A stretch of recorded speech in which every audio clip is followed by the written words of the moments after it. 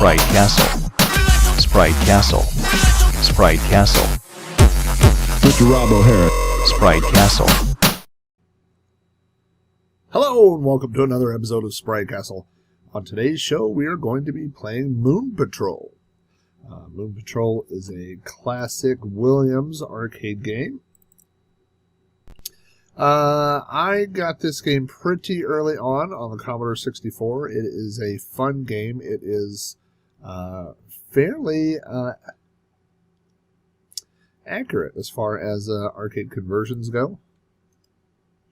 I'll jump this up here just a second. This is yet another Atarisoft game. I was going to pull this up here.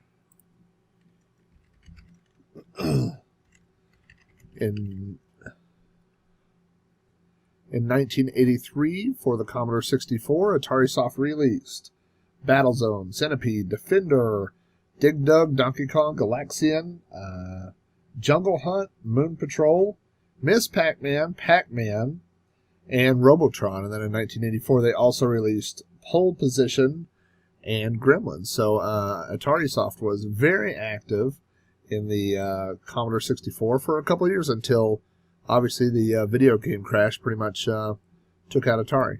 Let's go ahead and get started with Moon Patrol here. You can see that I have, if I hit F1, I have a few options. Let's take a look and see what those options are here. F1 to start, F3 for 2 players, which I do not. I'm here by myself in the Sprite Castle. And F5 to select level. And if you've seen any other episodes of Sprite Castle, you know how I play, and we will be starting as a beginner. So let's go ahead and get started here with Sprite Castle. Oh, man. Joystick in the wrong port. Always happens.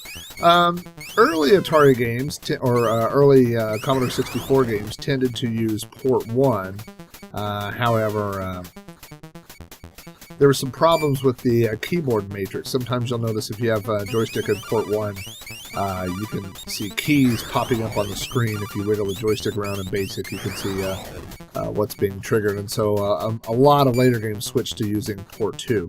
If you have a real Commodore 64, that can lead to, if you only have one joystick, that can lead to a lot of port switching back and forth.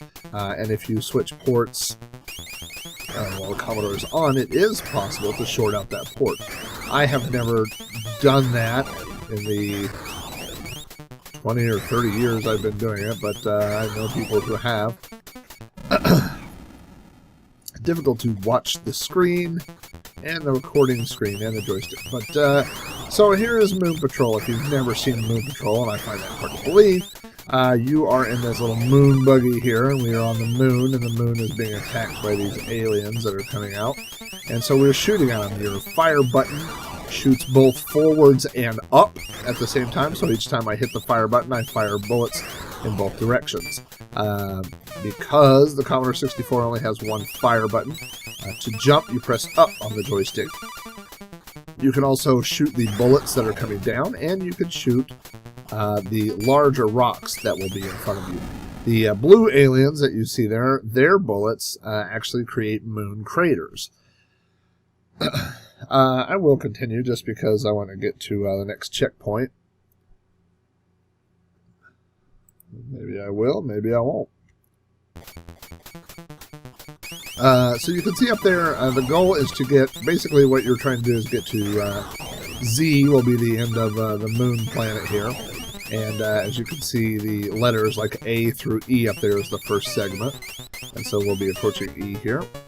And you get a bonus at the end of each level for however much time is left. The maximum is 80, I believe. So if you take more than 80 seconds, so you get a faster time by going faster, and then not dying is the key to that, which is why I didn't get a bonus. The smaller rocks can be jumped, and sometimes you will have to jump them. There will be the way that certain rocks are laid out that you'll need to jump one and shoot the other. There are also, like that, different parts of the maze where you may need to speed up or slow down. Oh. That's depending on how I time that, I can probably jump that, or I might need to shoot that, or I'll just keep doing that over and over. That'll be a great show. This will just be the show where I run into the same rock 8 times. That'll be fun. Riveting television, you might say. Moon Patrol was released for, gosh, lots of different systems, all the way down to the... I'm going to keep doing that, apparently. This is the new Moon Patrol show where I just run into the same rock. Let's try this. I know that I've played this on the Apple II. I have played this on the Commodore 64. I've played this on the Atari home consoles. So, but it looks like I've not played it at all. I just looked at the little screen over there. I hope that my face is not covering the buggy for most of this episode. Let's see. And anyway, there are different levels. There are some levels that are focused more on the rocks and the jumping. There are lots of levels that are focused on the UFOs that we'll be fighting. And there's also some levels later on that have landmines. And depending on how this goes, you may not see those. You can speed up. You cannot speed up and slow down while you're in the air. But you can, obviously, when you're on the ground. And so you'll have to do that to avoid the shots coming down, or adjust how you jump on the different things here. And obviously, especially for these guys, the quicker that you blow those guys up, it's to your advantage, because obviously then the quicker you blow them up, the less lethal potholes like that they could drop. I was just showing you what it looked like to hit a pothole, a moon crater. This is not really a pothole. Kind of looks like the potholes that are around my house, to be honest with you. Hey, if you hear that, that is actually my email notification on my phone. Which is Donkey Kong. I should turn that off. This episode's going to hell.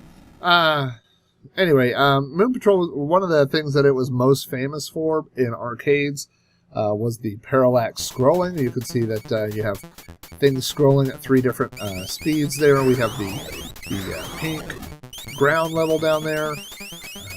On the bottom, we have the green mountains that are going on green mountains at a medium speed, and then the gray mountains in the back at the slowest speed.